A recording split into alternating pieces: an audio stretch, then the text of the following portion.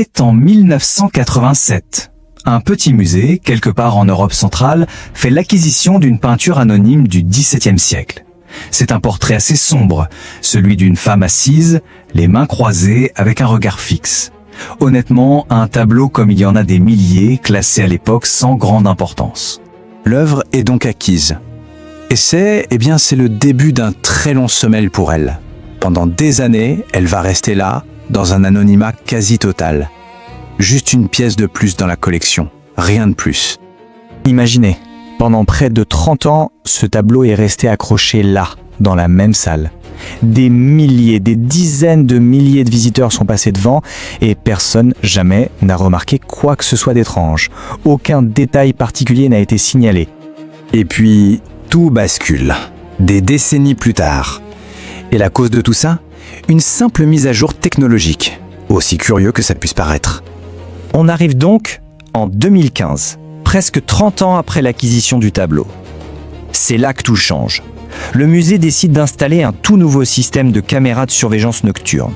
Rien d'extraordinaire, juste une mesure de sécurité pour éviter les vols.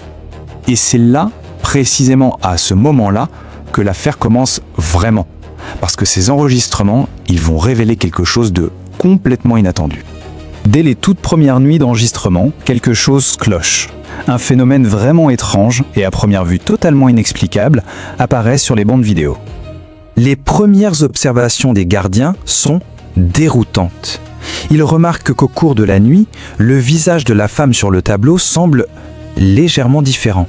Son regard est à peine décalé, ses lèvres un peu plus refermées, et même la position de sa main, elle a subtilement changé. Bon, évidemment, la première réaction des conservateurs, c'est de chercher une explication rationnelle. Un simple effet de lumière, un reflet sur la toile, ou peut-être un défaut des nouvelles caméras. Pour en avoir le cœur net, ils décident de doubler la surveillance. Et le résultat, il est pour le moins troublant. Non seulement les changements continuent, mais ils se produisent uniquement, et je dis bien exclusivement, entre 2h13 et 2h17 du matin. Toujours, pile dans cet intervalle de 4 minutes. Chaque nuit, sans exception. Mais ce n'était que le début. En continuant de comparer les images, nuit après nuit, mois après mois, les conservateurs ont mis en évidence un schéma encore plus inquiétant. L'impression générale qui se dégage, c'est que la femme du tableau, elle semble se rapprocher. Sa posture devient de plus en plus tendue au fil du temps.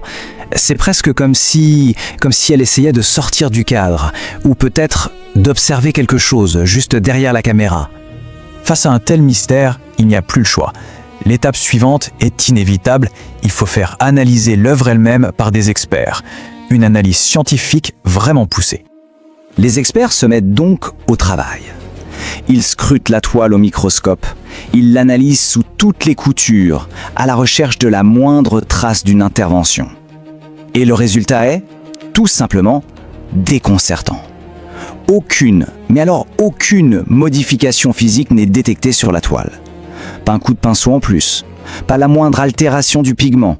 Rien, absolument rien. Mais l'enquête ne s'arrête pas là. On est maintenant en 2019, un spécialiste des œuvres anciennes est appelé en renfort, et c'est lui qui va faire la découverte finale, celle qui va tout changer. En examinant l'œuvre de très très près, il repère quelque chose. Une inscription. Elle est microscopique, presque entièrement effacée par le temps, et elle est cachée juste sous le cadre.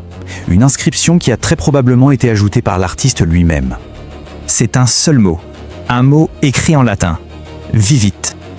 La traduction est simple, directe, et elle fait froid dans le dos. Ça signifie « elle est vivante ». Après cette révélation, la réaction du musée ne se fait pas attendre. La décision est radicale et immédiate. Le tableau est décroché, retiré de l'exposition publique. Et depuis ce jour, il n'a plus jamais été montré. Alors la question reste entière. Est-ce que ce tableau change vraiment, ou est-ce qu'on est face à un phénomène totalement inexpliqué, quelque chose qui se situerait à la frontière entre l'art, notre propre perception, et peut-être une chose que la science pour l'instant ne peut tout simplement pas expliquer?